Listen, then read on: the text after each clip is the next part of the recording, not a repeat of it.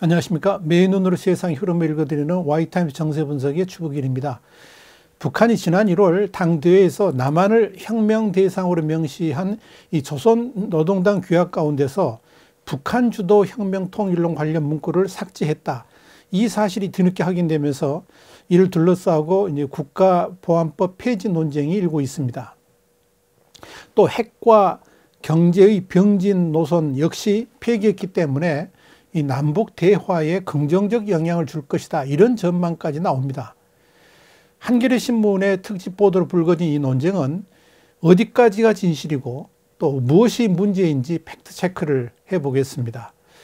당 국가 체제인 북한에서 이 헌법보다 우선시되는 최상위 규범이 바로 노동당 규약입니다. 그런데 이 노동당 규약이 지난 1월 달에 당대회에서 개정되었다는 북한 선전 매체들의 보도는 있었습니다만은 이 구체적인 내용은 그동안 알려지지 않았습니다. 그러다가 지난 6월 1일 한겨레 신문이 구체적으로 보도되면서 그 실체가 이렇게 알려지게 됐습니다. 근데 이번에 알려진 이 북한 노동당 규약 개정 내용은 크게 세 가지가 눈에 띄입니다. 첫 번째는 핵 병진 노선 대신에 자력갱생 용어를 삽입했다는 겁니다. 이번 노동당 규약 변경 가운데서 가장 주목할 만한 내용 중에 하나가 바로 이겁니다. 병진 노선, 이 병진 노선이라는 용어를 삭제했고요. 대신에 자력갱생이라는 단어를 집어넣었다 하는 이야기입니다.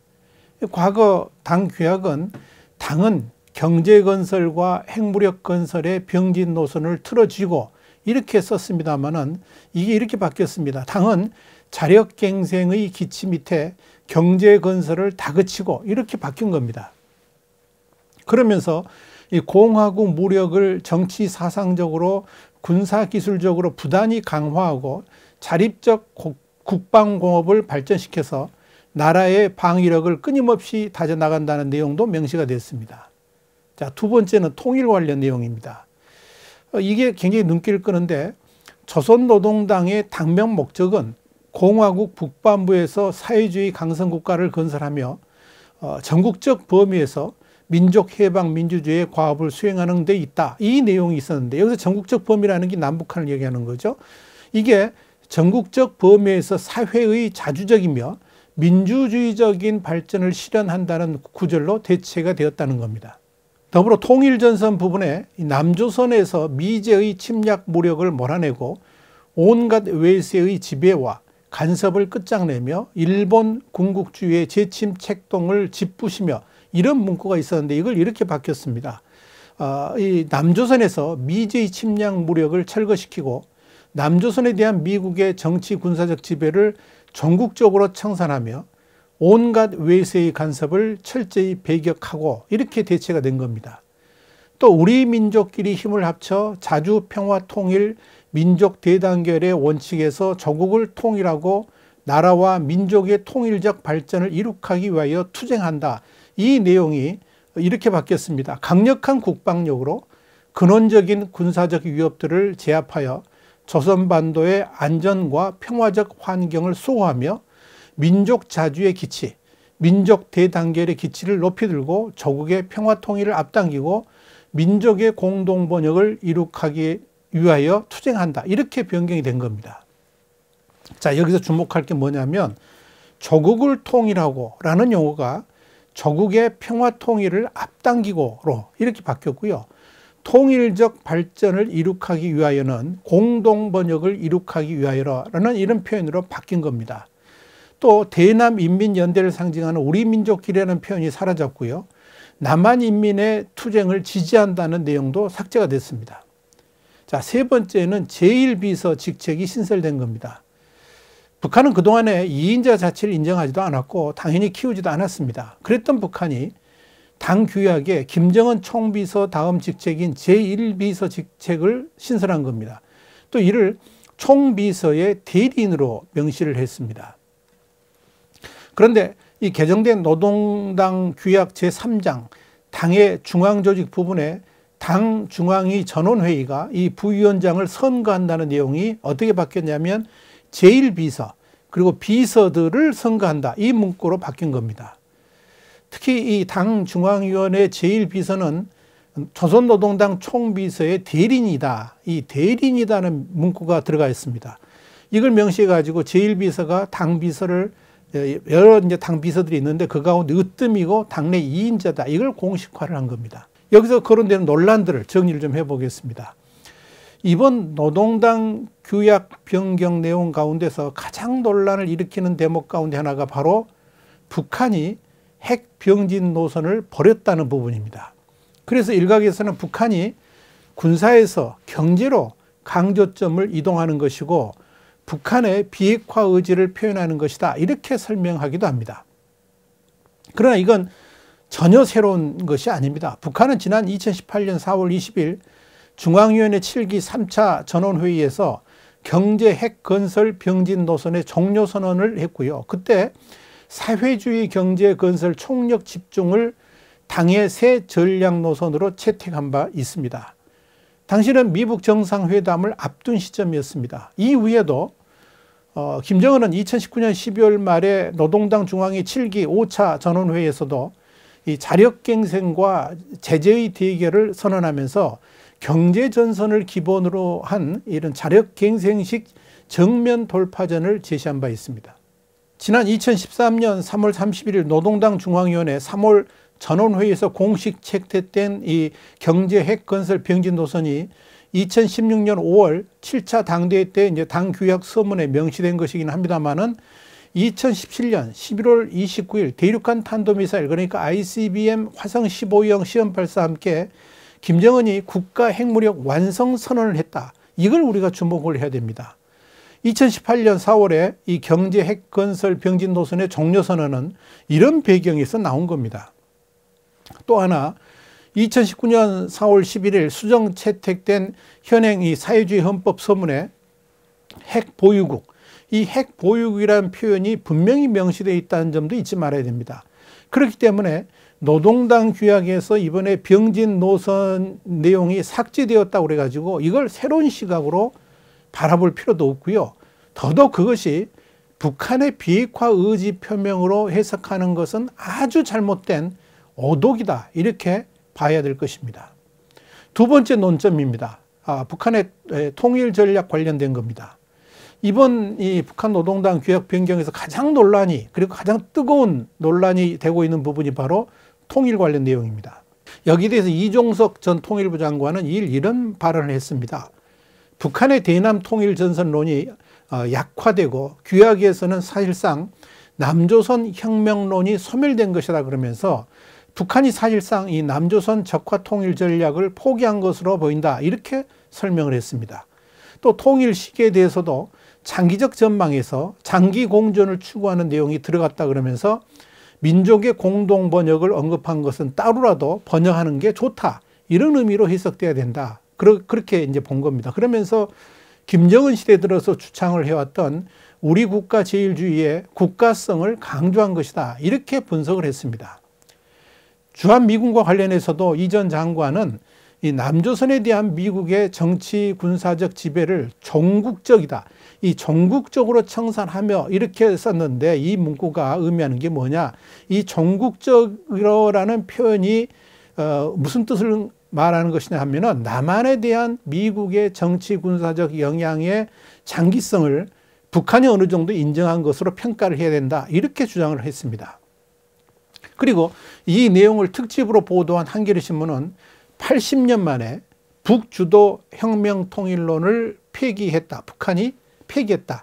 이런 제목의 사설을 통해서 현실성이 희박해진 북한 주도 통일을 접고 당분간 체제 생존에 집중하겠다는 뜻으로 읽힌다라고 해석을 했습니다. 그러면서 이 노동당 규약의 북한 주도 혁명통일론이 국가보안법 존치 근거였는데 우리 사회의 국가보안법 존폐 논쟁에도 이제 영향을 끼치지 않겠나 이렇게 주장을 했던 겁니다.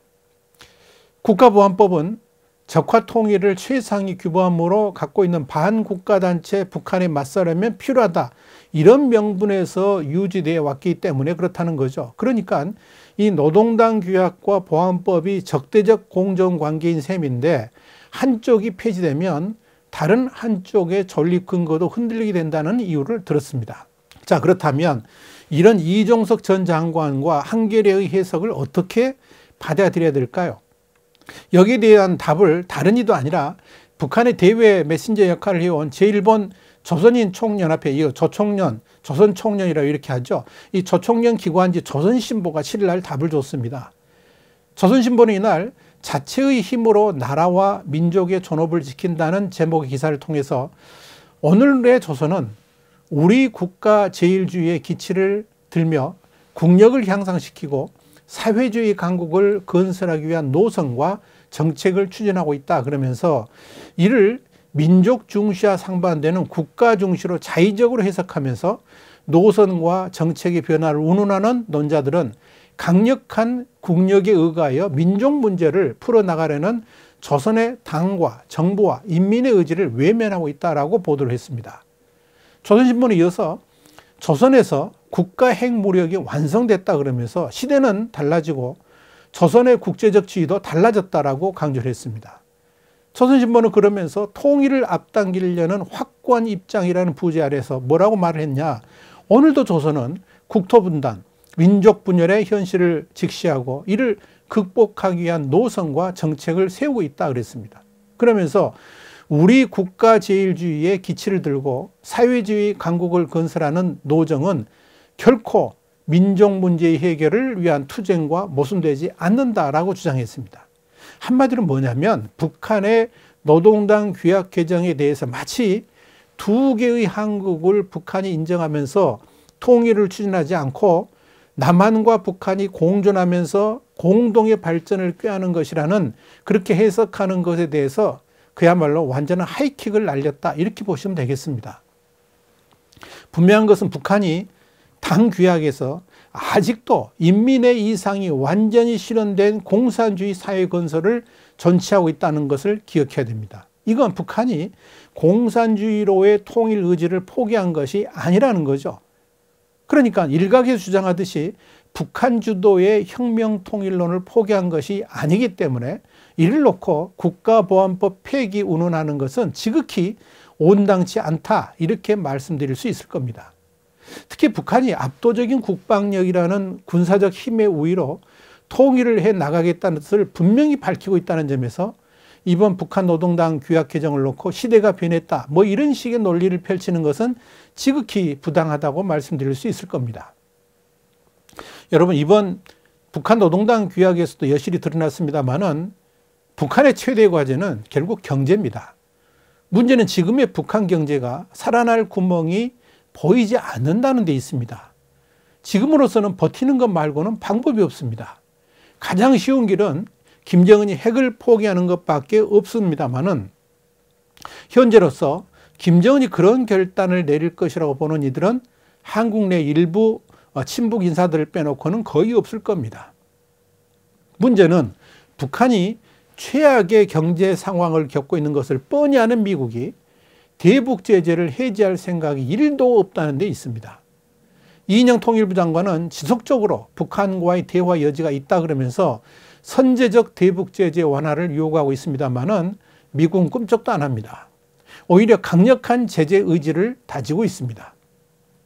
자, 상황이 이렇다 보니까 김정은은 자력갱생 카드를 꺼내들었습니다만은 이건 마중물도 없는 우물에서 계속 헛수고를 하는 그런 것이나 다름없을 겁니다.